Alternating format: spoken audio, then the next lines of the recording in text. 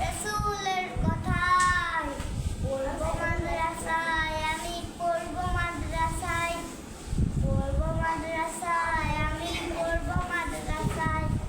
কোরআন শিখবো, জানবো হাদিস, চলবো দিনের পথে, সত্য পথে পতিত হবো আলবো রবের পথে।